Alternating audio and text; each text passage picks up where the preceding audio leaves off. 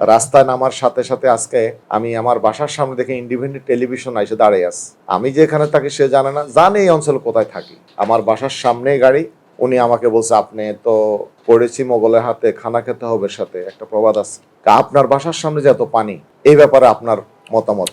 আমি সংক্ষেপে বলছি, আমি বলছি ভাই আমার বাসার সামনে এটা স্বাভাবিক বিষয়, কিন্তু পুরো ঢাকা 5, ঢাকা 4 টোটাল ডিএনডি বাদের ভিতরে এটা নারায়ণগঞ্জ সহ আমরা সবাই কিন্তু ভুক্তভোগী। আমাদের দীর্ঘদিনের সাথী হচ্ছে পানি, দীর্ঘদিনের সাথী হচ্ছে জলাবদ্ধতা, দীর্ঘদিনের নাগরিকদের সাথী হচ্ছে জরাজীর্ণ রাস্তা। আমাদের ড্যামরার মানুষজন যখন ঢাকার দিকে রওনা দেয় বলে আমরা ঢাকা যাচ্ছি, কারণ সেখানে 17 সালে সিটি কর্পোরেশন অন্তর্ভুক্ত হয়েছে। তারপরে এখানে আসলে নাগরিক সুবিধা সেক্ষেত্রে পৌঁছায় নাই। বিগত ফ্যাসিস্ট আমলে আমাদের নির্বাচিত প্রতিনিধি জনগণ দেখে নাই, কারণ নির্বাচন তো হয় নাই। এই ক্ষেত্রে আমাদের ঢাকা 4-এর মাননীয় সংসদ সদস্য সৈয়দ জয়নুল আবদিন উনি অনেকগুলো সমস্যার কথা বলেছেন।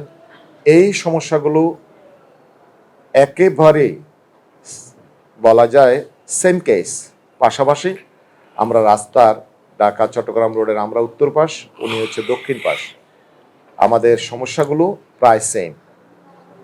এখানে যে জলাবদ্ধতা, ড্রেনেজ সিস্টেম, পয় নিষ্কাশন সমস্যা, আমাদের রাস্তাঘাটের যে জরাজীর্ণ অবস্থা, এবং এখানে যে ড্রেন সিস্টেম কিছু আছে, যেই ড্রেনগুলো শুরুতে যে মানে করা হয়েছে, এরপরে নিয়মিত আমরা জানি এখানে সিটি কর্পোরেশন থেকে বরাদ্দ হয়ে এগুলো পরিষ্কার হওয়ার কথা ছিল, কিন্তু যথাযথ ভাবে এগুলো পরিষ্কার না হওয়ার কারণে ড্রেনগুলো বন্ধ হয়ে আছে। আর বিশেষ করে কুতুবখালী খাল, আমাদের ঢাকা 5-এর যাত্রাবাড়ি থেকে চিটাং রোড পর্যন্ত উত্তর পাশে যে খালটা, এটার নাম হচ্ছে কুতুবখালী খাল। এই খালটা প্রভাবশালী মহল ইতিমধ্যে দখল করেছে। এখানে সরকারের, এখানে পানি উন্নয়ন বোর্ড এবং রোডস অ্যান্ড হাইওয়ে, এখানে তারা যেভাবে এখানে লিজ দিচ্ছে, যত্রতত্র যাকে তাকে লিজ দেওয়ার কারণে এখানে আমাদের সমস্যার কারণ হয়ে দাঁড়িয়েছে। এখানে আমাদের পানি নিষ্কাশনের যে যতটুকু খাল থাকার কথা, আজকে সেই খালটি নেই, যেখানে অনেক বড় খাল ছিল। আমাদের মূল সমস্যা এই জলাবদ্ধতা। আমাদের মশা একটা স্বাভাবিক বিষয়, রাস্তা, ছেলেমেয়েরা তার স্কুলে যাইতে পারতেছে না, রাস্তা ভঙ্গুর দশা।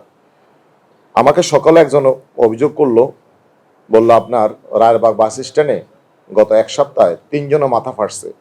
কারণ এখানে যে রাস্তা, আমি নিজেও দেখছি, ফ্যাসিস্ট আমলে এখানে আমি মিছিল করছি, এখানে আমরা যেই ভয়ঙ্কর দশা দেখেছি, আমাদের প্রশাসক মহোদয় উনিও কিন্তু অবহিত। আমরা মনে করি একেবারে বাস্তব চিত্র উনি জানেন। আমরা কথা বলেছি এলাকা পরিদর্শনের জন্য, আমরা ওনাকেও ইনভাইট করেছি।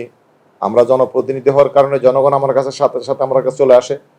আমরা মনে করি প্র্যাকটিক্যালি আমাদের রাস্তাগুলো পরিদর্শন, পয় নিষ্কাশনের বিষয়টা, মানে ব্যবস্থাটা, জলাবদ্ধতা কীভাবে আমরা নিরসন করতে পারি, ড্রেনেজ সিস্টেমটা কীভাবে আমরা উন্নত করতে পারি, এই বিষয়গুলো প্রশাসক সহ আমরা মনে করি কার্যকর আমরা একটা উদ্যোগ যদি নিতে পারি, তাহলে এই অঞ্চলের মানুষ দীর্ঘদিনের এই ভোগান্তি থেকে তারা মুক্তি পাবে। স্থানীয় সরকার মন্ত্রীর সাথে মন্ত্রণালয়ে আমরা আবেদন করেছি, ডিউ লেটার দিয়েছি। আমরা মনে করি স্থানীয় সরকার মন্ত্রী মহোদয় আপনিও আমাদের বিষয়টা দৃষ্টি দিবেন। আমরা যে 2017 সালে আমাদের যেই 9টি ওয়ার্ড, ঢাকা 18টি ওয়ার্ড ঢাকা দক্ষিণ সিটি কর্পোরেশন অন্তর্ভুক্ত হয়েছে, আমার নির্বাচনী এলাকার মধ্যে 9টি ওয়ার্ড পড়েছে। তার মানে 9টি ওয়ার্ড, ঢাকা 4-এ 4টি ওয়ার্ড, আমার এখানে 9টি ওয়ার্ড, বাকি ওয়ার্ডগুলো, বাকি 5টি ওয়ার্ড হচ্ছে ঢাকা 9। আমি আপনাদেরকে অনুরোধ করব, মাননীয় মন্ত্রী মহোদয় আপনাকে অনুরোধ করব, আপনি স্থানীয় সরকার মন্ত্রণালয় থেকে বিশেষ বরাদ্দ যদি না দেন, তাহলে আমাদের এই অঞ্চলের জলাবদ্ধতা এবং ডিএনডি বাঁধের দীর্ঘদিনের এই সমস্যার সমাধান হবে না। এখানে সিটি কর্পোরেশনের যে সীমাবদ্ধতা আপনারা জানেন, এখানে প্রশাসক বলছেন ওনাদের ফান্ড ক্রাইসিস। এখন প্রশাসকের পক্ষে এত বড় এই উন্নয়ন আসলে কঠিন হবে। আমি মন্ত্রী মহোদয় দৃষ্টি আকর্ষণ করব, আপনি এবং সিটি কর্পোরেশন যৌথভাবে এই বিষয়টা আপনারা নিষ্পত্তি করবেন, জনগণ তার সমস্যা সমাধান খুঁজে পাবে, এটাই প্রত্যাশা রাখে। আমাদের সর্বশেষ কথা হচ্ছে, আমাদের এখানে দীর্ঘ সমস্যা, আমি মহান সংসদেও আমি বিষয়টি উত্থাপন করেছি। আমাদের বর্জ্য ব্যবস্থাপনার ল্যান্ডফিল, এখানে আমাদের নাগরিকবৃন্দ যারা বাসাবাড়ি করেছে, টাকা ইনভেস্ট করেছে, ফ্ল্যাট করেছে, সেখানে ঘুমাতে পারে না, কারণ পরিবেশ দূষণ। এখন বৃষ্টির কারণে কোনো সমস্যা হচ্ছে না, কিন্তু যখনই বৃষ্টি শেষ হয়ে যাবে, যখনই অলরেডি কি ড্রাই সিজন আসবে, তখন কিন্তু আমাদের এখানে পরিবেশ মারাত্মকভাবে দূষণ হচ্ছে। এখন দুর্গন্ধ, তখন হচ্ছে গ্যাস, দুইটা মিলে আমাদের যাত্রাবাড়ির এই অঞ্চলের এই ল্যান্ডফিলটা আমাদের মাননীয় পরিবেশ মন্ত্রী বলেছেন উনি অন্যত্র সরাবেন। এই বিষয়টা কার্যকর পদক্ষেপ আমরা দেখতে চাচ্ছি।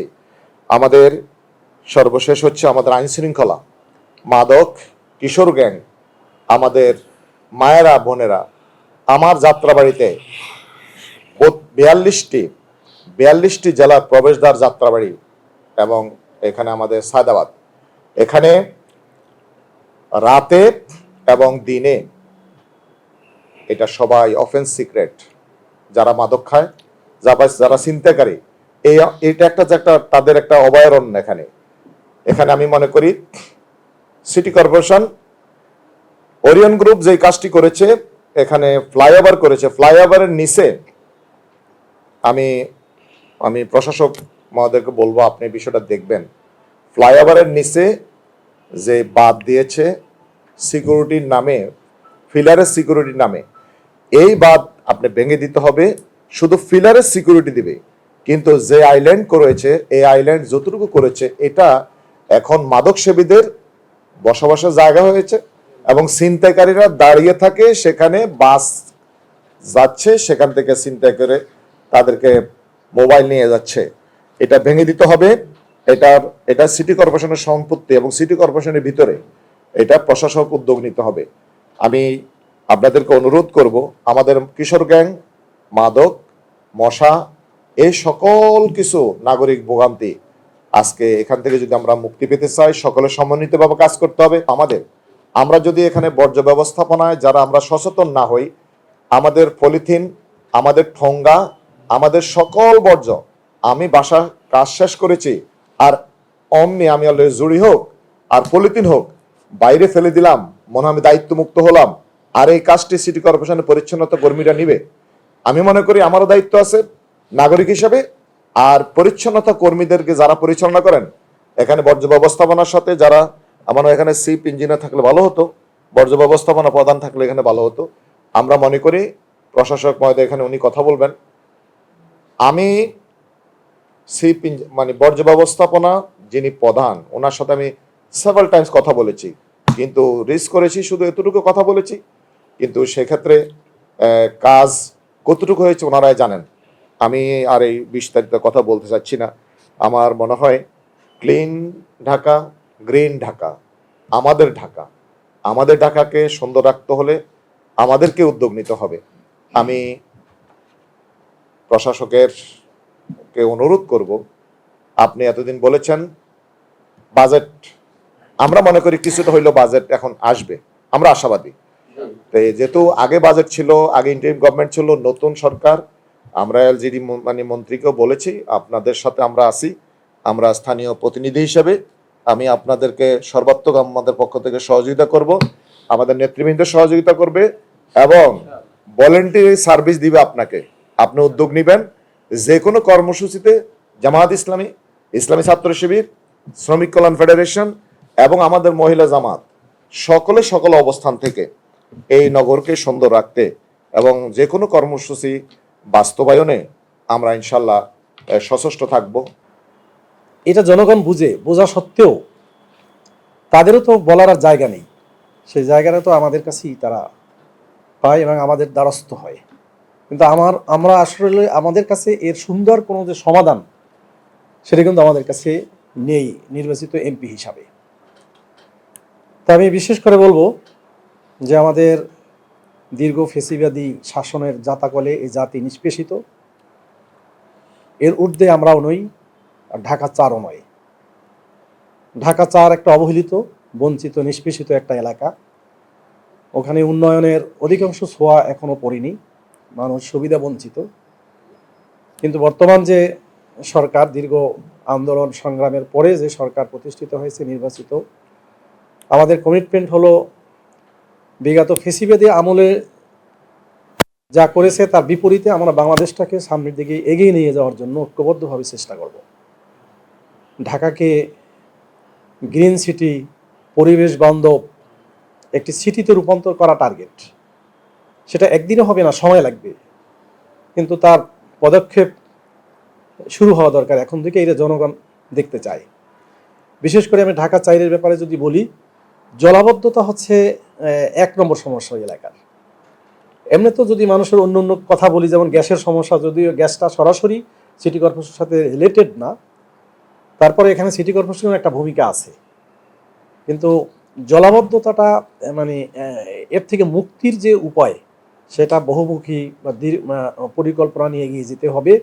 সে ব্যাপারে আমি জানি বা প্রশাসক মহোদয়ের সাথেও যে কথা হয়েছে, যে এটা ওই এলাকার যে খালগুলো আছে, যেটা দীর্ঘদিন পর্যন্ত বাজেট হয়েছে, কি হয়েছে আমরা জানি না, বাট খাল খননও হয়নি, পুনরুদ্ধারও হয়নি, এবং নিষ্কাশনের যে ব্যবস্থা সেটাও অপ্রতুল, যার কারণে সামান্য বৃষ্টিতেই রাস্তায় পানি হয়ে যায়, মানুষ চলাচল করতে পারে না।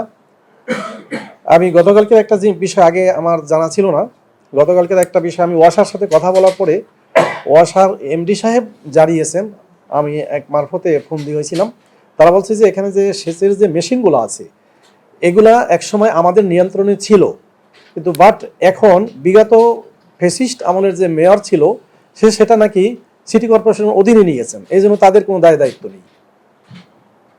কাজেই সেই মেশিনগুলো যদি কার্যকর ইফেক্টিভলি চালানো যায়, তাহলেও কিছুটা বর্তমান এই অবস্থা থেকে জনগণ রেহাই পেতে পারে। আর যদি না হয় তাহলে কিন্তু এই জলাবদ্ধতার, এখন বর্ষা মৌসুম এখনো কেবল শুরু হয়েছে বলতে গেলে, এরপর আগামী 2 থেকে 3 মাস এই বর্ষা মৌসুম অব্যাহত থাকবে। এই মুহূর্তে যদি বলি যে খাল খনন থেকে শুরু করে বড় পরিকল্পনা আগানো, সেটা কিন্তু এই মুহূর্তে বাস্তবায়ন বা এর সুফল পাওয়া যাবে না। এখন এই জলাবদ্ধতা থেকে মুক্তির জন্য সেচের মেশিন, আরও কীভাবে আমরা করতে পারি, এইসব বিষয় মূলত আমি সিটি কর্পোরেশনের প্রশাসক মহোদয়ের কাছে দাবি রাখছি। এরপর রাস্তাঘাট নির্মাণের ব্যাপারে তো আছেই, রাস্তা ভাঙ্গা অবস্থায় আছে, কাঁচা রাস্তা আছে।